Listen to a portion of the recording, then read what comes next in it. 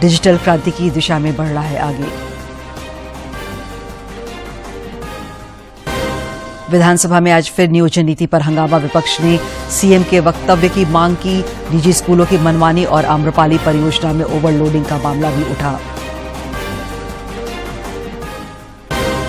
केंद्रीय सड़क परिवहन मंत्री नितिन गडकरी का कल झारखंड दौरा। जमशेदपुर और रांची में कई विकास परियोजनाओं की देंगे सौगात, तैयारियां पूरी।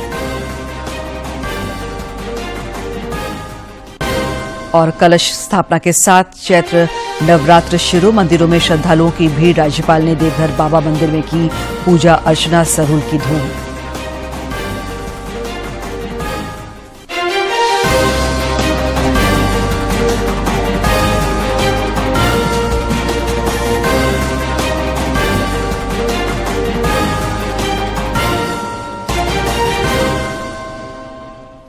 नमस्कार, खबरें झारखंड में आपका स्वागत है। मैं हूं दिव्या और अब समाचार विस्तार से।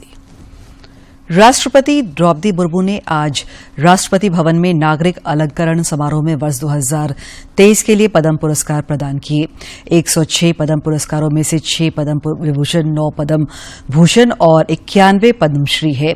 पुरस्कार पाने वालों में 19 महिलाएं शामिल हैं।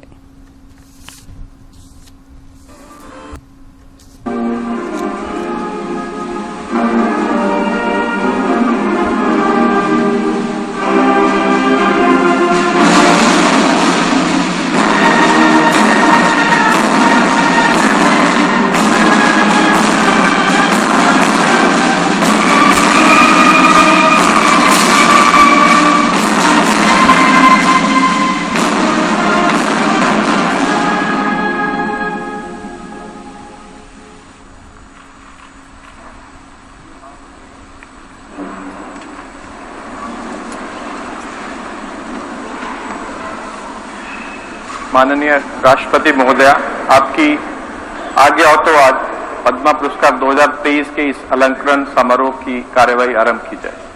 Thank you.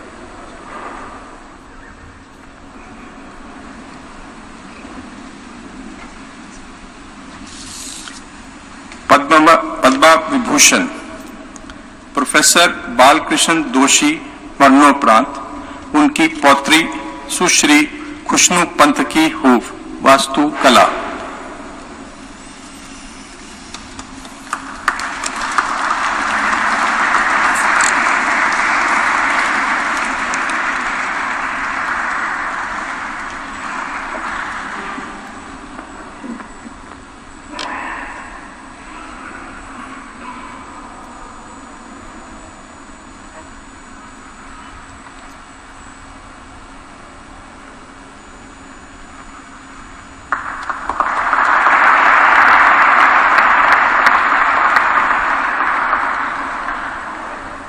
Shri Somanahalli Malay Krishna, लोक कार्य।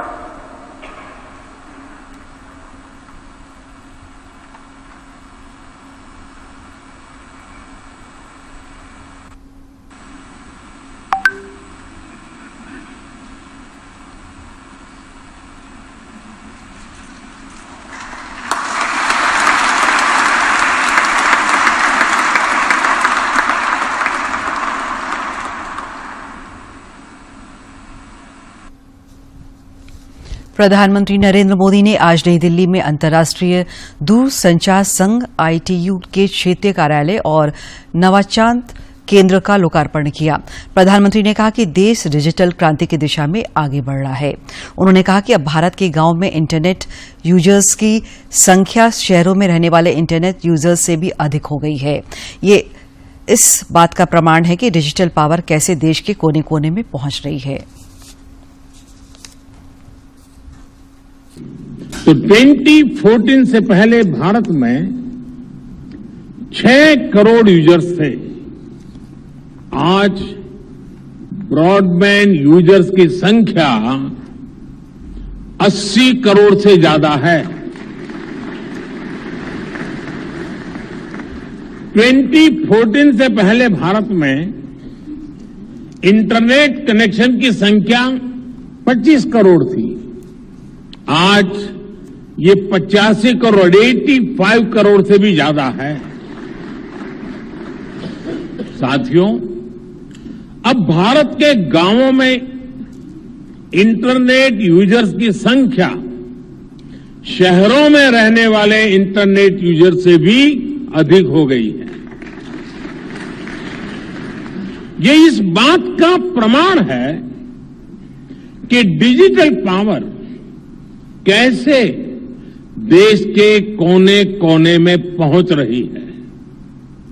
पिछले 9 वर्षों में भारत में सरकार और प्राइवेट सेक्टर ने मिलकर 25 लाख किलोमीटर ऑप्टिकल फाइबर बिछाया है। 25 लाख किलोमीटर ऑप्टिकल फाइबर। इन वर्षों में ही लगभग 2 लाख ग्राम पंचायतों तक ऑप्टिकल फाइबर से जोड़ा गया है। देश भर के गांवों में आज 5 लाख से अधिक common service centre digital service दे रहे हैं। इसी बात का प्रभाव है और इस सबका प्रभाव है कि आज हमारी डिजिटल इकोनॉमी देश की ओवरऑल इकोनॉमी से भी लगभग 2.5 गुना तेजी से आगे बढ़ रही है। देश में कोविड के बढ़ते मामले के बीच आज प्रधानमंत्री नरेंद्र मोदी ने आज कोविड के हालात और तैयारियों के संबंध में बैठक की। प्रधानमंत्री ने अधिकारियों से टीकाकरण अभियान की भी जानकारी ली। दरअसल पिछले कुछ दिनों से कोविड के मामले बढ़ते दिख रहे हैं।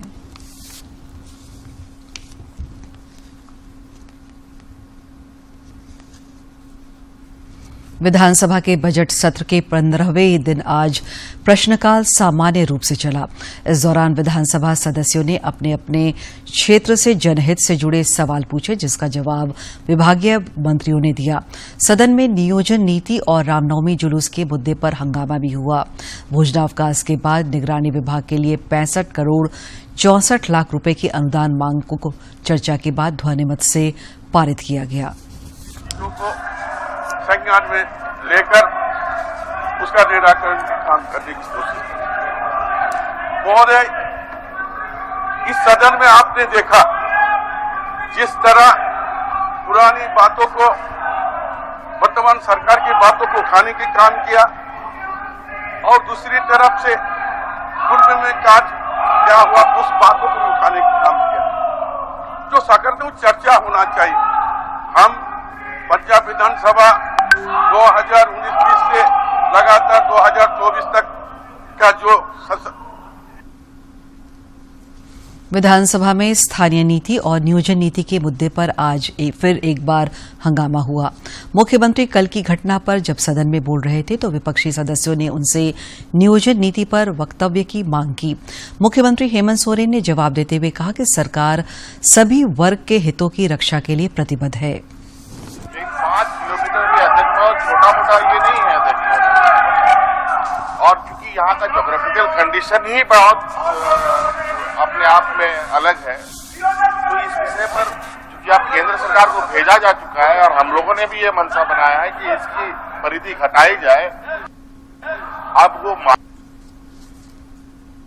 विधानसभा में आज भाजपा के मुख्य सचेतक विरंची नारायण ने निजी विद्यालयों की मनमानी का मामला उठाया।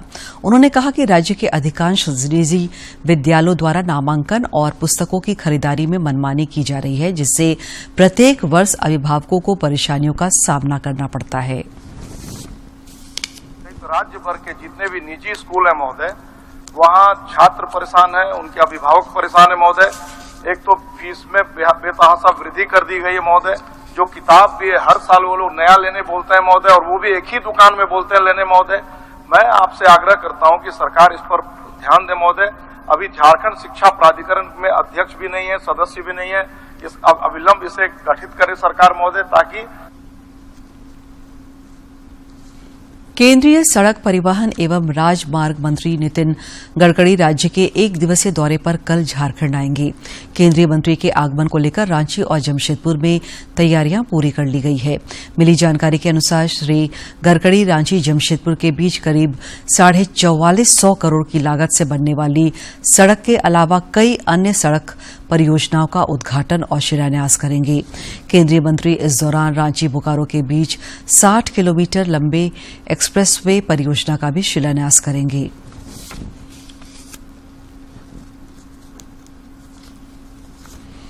केंद्रीय संचार ब्यूरो गुमला द्वारा आज कस्तूरबा बालिका उच्च विद्यालय भरनों में अंतर्राष्ट्रीय मोटा अनाज वर्ष, विश्व जल दिवस, मिशन लाइफ एवं मन की बात पर विशेष जागरूकता सह परिचर्चा का आयोजन किया गया।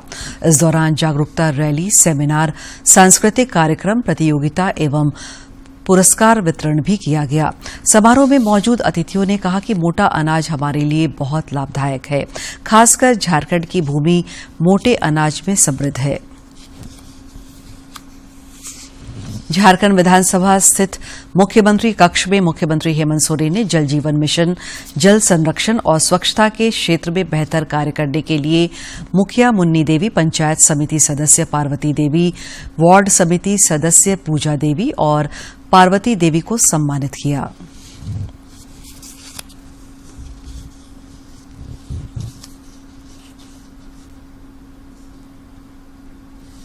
आज विश्व जल दिवस है। जल दिवस को लेकर राजधानी रांची में कई कार्यक्रम आयोजित किए गए। वन एवं जल संरक्षण एवं संवर्धन के प्रति लोगों में जागरूकता बढ़ाने के उद्देश्य से वन और जलवायु परिवर्तन विभाग झारखंड सरकार द्वारा डोरंडा रांची में आयोजित 3 दिवसीय कार्यक्रम का आज समापन किया गया। केंद्रीय भूमि एवं जल बोर्ड द्वारा चैम्बर भवन रांची में विश्व जल दिवस के अवसर पर एक जन संवाद कार्यक्रम का भी आयोजन किया गया, जिसमें संभावित जल संकट की समस्या पर चर्चा की गई। भारतीय वायुसेना में अग्निपथ स्कीम के तहत अग्निवीरों की नियुक्ति के लिए रजिस्ट्रेशन की प्रक्रिया जारी है। 17 मार्च से शुरू हुई रजिस्ट्रेशन की प्रक्रिया 31 मार्च शाम 5 बजे तक चलेगी। इस पद के लिए ऑनलाइन परीक्षा 20 मई से प्रारंभ होगी। रजिस्ट्रेशन और परीक्षा शुल्क 250 रुपये है। वैसे अविवाहित भारतीय युवक युवतियां जिनका जन्म 26 दिसंबर 2002 से 26 जून 2006 के बीच हुआ है, वायुसेना में अग्निवीर के लिए आवेदन कर सकते हैं। कलश स्थापना के साथ ही आज से चैत्र नवरात्र शुरू हो गया है। मंदिरों में सुबह से ही श्रद्धालुओं की भीड़ उमड़ पड़ी। 2080 शुरू हो गया है।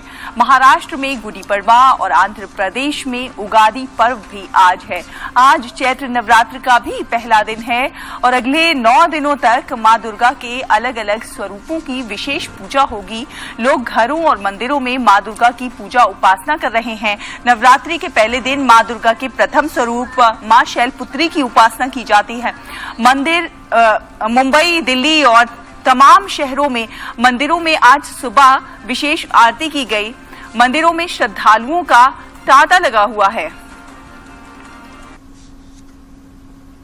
उधर देवघर में भी चैती नवरात्र को लेकर बाबा मंदिर को आकर्षक ढंग से सजाया गया है। बाबा मंदिर के मुख्य पुजारी प्रमोद श्रृंगारी ने बताया कि देवघर में शिव और शक्ति दोनों का स्थान है। इस शक्तिपीठ में नवरात्र के दौरान पूजा अर्चना का विशेष महत्व है।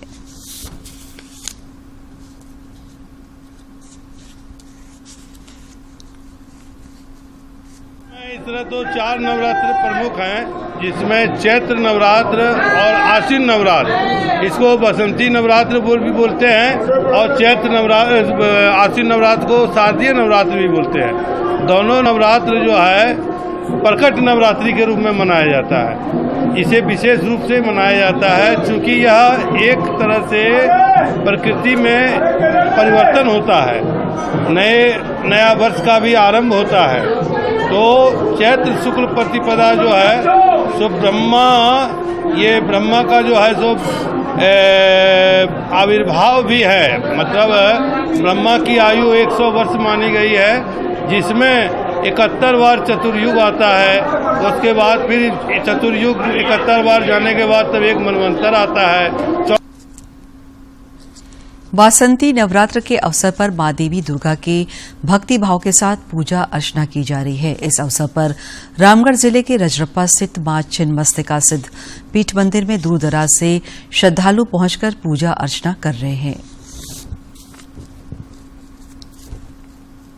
रामगढ़ जिले के छिन्नमस्तिका स्थित पीठ मंदिर में चैत्र नवरात्र के पहले दिन देवी दुर्गा के प्रथम स्वरूप शैलपुत्री की पूजा की जा रही है। प्रत्येक वर्ष की भांति इस वर्ष भी बड़ी संख्या में श्रद्धालु यहां आकर कलश रखकर मां की आराधना में जुटे हुए हैं।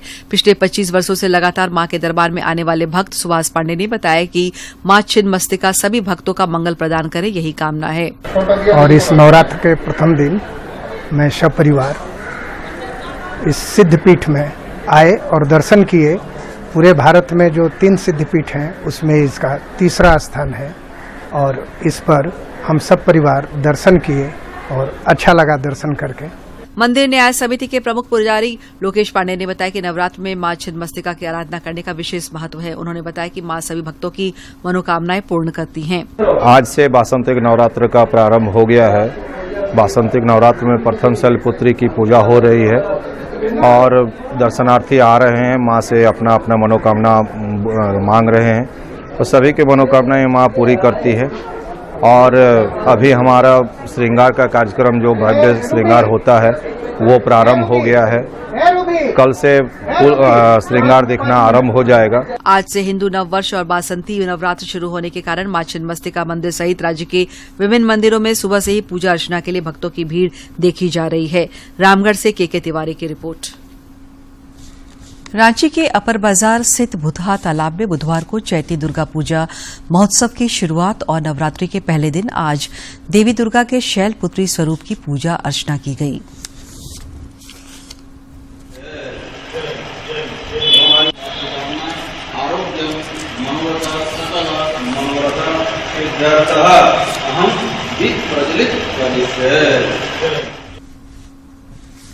राज्यपाल सीपी राधाकृष्णन ने आज देवघर स्थित बाबा मंदिर में भक्तिभाव के साथ पूजा अर्चना की।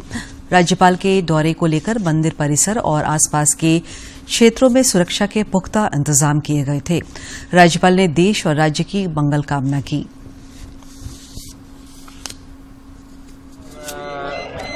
Jyotirlinga and have the darshan. The people are so affectionate. The people are having divine spirit here. What I have seen everywhere. प्रकृति पर्व सरहुल को लेकर पूरे राज्य में उत्सव का माहौल देखा जा रहा है। इस सिलसिले में राजधानी रांची के महिला महाविद्यालय में छात्राओं द्वारा रंगारंग सांस्कृतिक कार्यक्रम प्रस्तुत किया गया। इधर सरहुल पूर्व संध्या पर जनजातीय समुदाय में खासा उल्लास देखने को मिल रहा है। हर तरफ पारंपरिक नृत्य और वाद्य यंत्रों की थाप पर लोग झूम रहे हैं।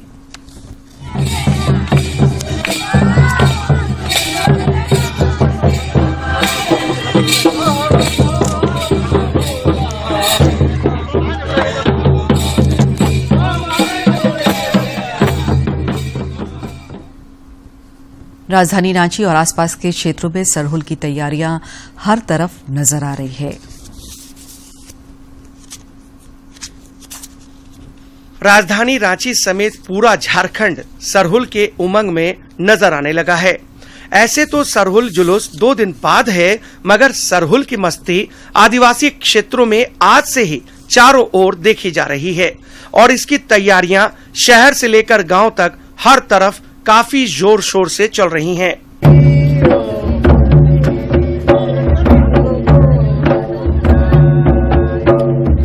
सरहुल के मौके पर राजधानी रांची में निकलने वाला सरहुल जुलूस देश भर में विख्यात है।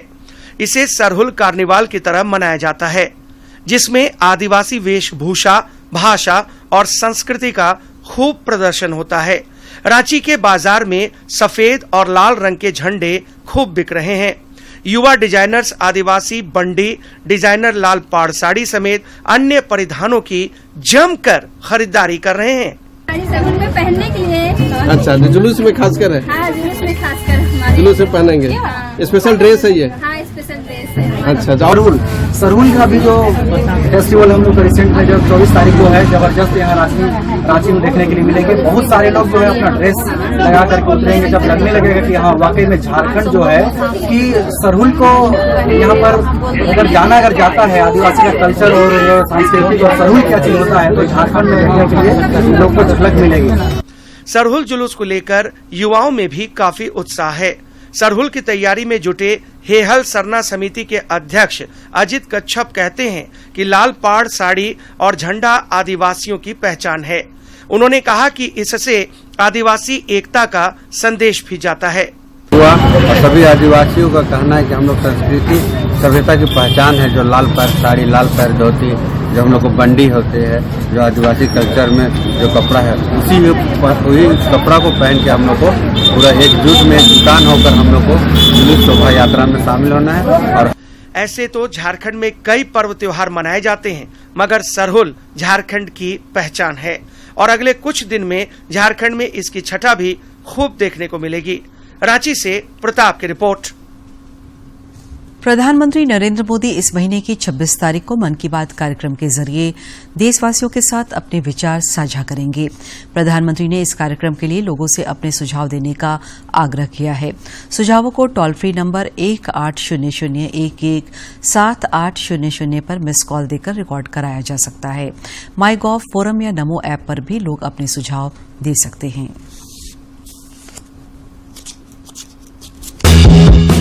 मन की बात है जन जन की, संघर्षों के कुछ किस्से, कहानी कुछ सफलताओं की, अनकही विरासत की, उम्मीदें नए भारत की। महीने के आखिरी रविवार का रहता है इंतजार। ब्रह्मपुत्र के घाट से हिमालय के विस्तार तक होती है मन की बात प्रधानमंत्री के साथ। तो सुनिए इस महीने 26 मार्च सुबह 11 बजे मन की बात आकाशवाणी और दूरदर्शन के सभी चैनलों पर। आप भी माननीय प्रधानमंत्री की मन की बात का हिस्सा बन सकते हैं। इसके लिए आप अपने सुझाव post box number 111 Akashvani Delhi को भेज सकते हैं। इसके अलावा नमो ऐप या माई गॉव के ओपन फोरम में पोस्ट कर सकते हैं। तो याद रखें 26 मार्च सुबह 11 बजे मन की बात। और अब कुछ खबर राज्य के विभिन्न जिलों से।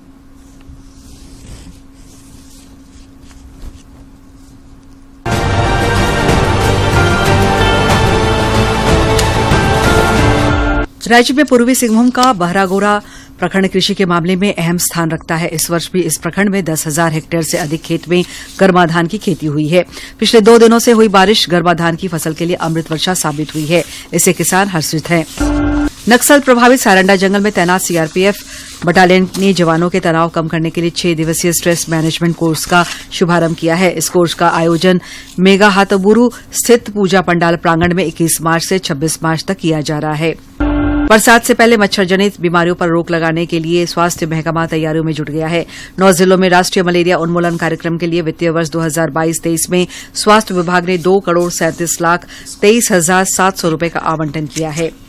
झारखंड हाईकोर्ट ने चाईबासा जिले में केंद्रीय गृह मंत्री अमित शाह के खिलाफ दिए गए बयान के मामले में कांग्रेस के पूर्व राष्ट्रीय अध्यक्ष और वायनाड सांसद राहुल गांधी को दी गई राहत फिलहाल बरकरार रखी है। सुनवाई के दौरान केस के सूचक की ओर से जवाब दाखिल करने के लिए समय देने का आग्रह किया गया, जिसे स्वीकार करते हुए कोर्ट ने अगली सुनवाई 18 मई की तिथि निर्धारित की है।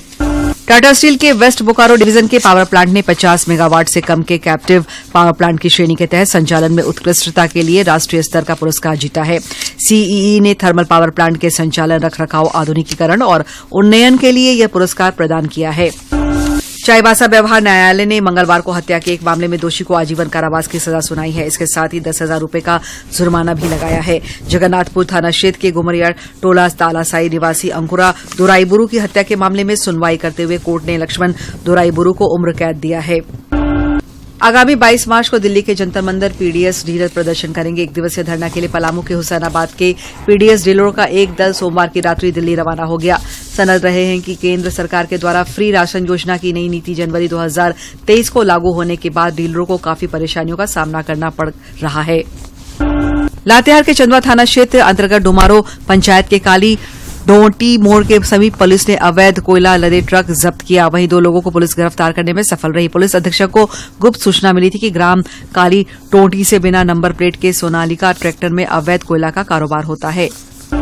पलामू के जिला खनन पदाधिकारी ने वाहन चेकिंग अभियान चलाकर 900 CFT चिप्स लदे 2 वाहनों को जब्त किए हैं। वहीं वाहन चालक, मालिक एवं खनन पट्टाधारी समेत इसमें संलिप्त व्यक्तियों को खिलाफ थाने में प्राथमिकी दर्ज कराई गई है। शराब व्यवसायी योगेंद्र तिवारी के दुमका स्थित ठिकाने पर आयकर विभाग की टीम का छापा पड़ा है। टीम ने मेहर गार्डन होटल में जांच की और बुकिंग प्रॉपर्टी के संबंधित कागजों को खंगाला।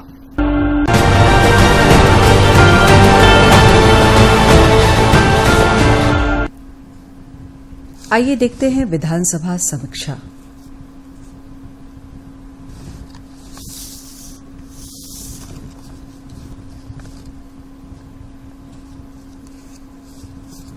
झारखंड विधानसभा के बजट सत्र के 15वें दिन आज सदन में मुख्य विपक्षी दल भारतीय जनता पार्टी के सदस्यों ने नई नियोजन नीति को लेकर प्रश्नकाल के दौरान जोरदार हंगामा किया।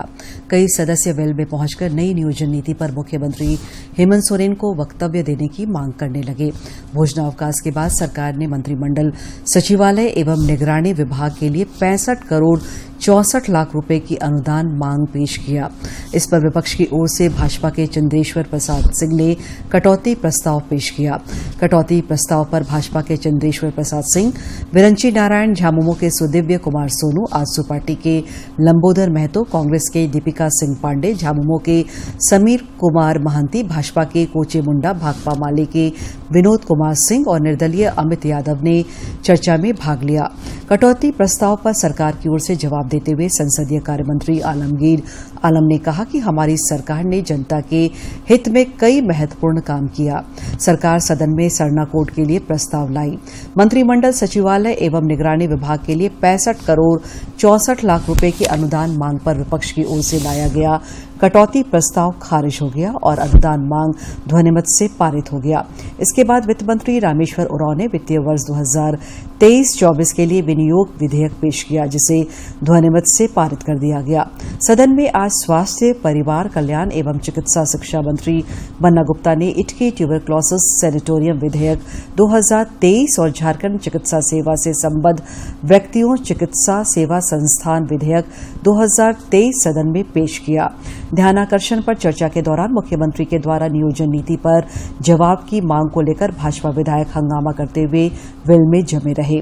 जवाब में मुख्यमंत्री हेमंत सोरेन ने कहा कि कल जिसने भी सदन में वीडियोग्राफी की, इन पर कार्रवाई हो। राम भक्तों को कपड़ा फाड़कर बताना पड़ रहा है कि वे भक्त हैं। मुख्यमंत्री ने कहा कि इको सेंसिटिव जोन की परिधि कम करने का प्रस्ताव केंद्र को भेजा गया है, लेकिन केंद्र सरकार के साथ राज्य के रिश्ते जगजाहिर हैं।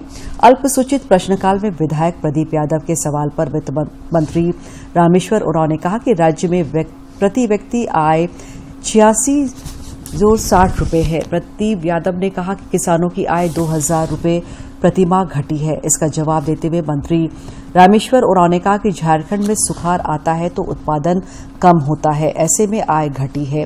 किसानों की आय बढ़ाने के लिए सरकार बजट लेकर आई है। इसके पहले प्रश्नकाल निर्दलीय विधायक ने सरयू राय ने आम्रपाली कोल परियोजना में कोयले की अवैध ढुलाई का मामला उठाया। मंत्री चंपई सोरेन ने इस मामले में जवाब देते हुए कहा कि जांच के लिए कमेटी का गठन किया गया है। कांग्रेस की विधायक अंबा प्रसाद ने ग्रामीण सड़कों को ट्रांसपोर्टिंग कार्य के लिए कंपनियों को अनुमति देने का प्रश्न उठाया। इस पर मंत्री आलमगीर आलम ने कहा कि कोई भी सड़क चलने के लिए होता है, कोई भी चल सकता है। शून्यकाल के दौरान कई सदस्यों ने अपनी सूचनाएं सदन में सामने रखी। इनमें भाजपा के ढुल्लू महतो, नीलकंठ सिंह मुंडा, नारायण दास, विरंची नारायण कुशवाहा, अनंत ओझा, शिवपूजन मेहता, झामुमो के संजीव सरदार, भूषण तिर्की, जिगा सुसारण होरो, कांग्रेस की दीपिका पांडे सिंह, नमन विक्सल कोंगारी, राजेश खच्चर, शिल्पा नेहा तिर्की और आजसू पार्टी के लंबोदर महतो शामिल रहे। विधानसभा समीक्षा समाप्त हुई। अंत में मुख्य समाचार एक बार फिर।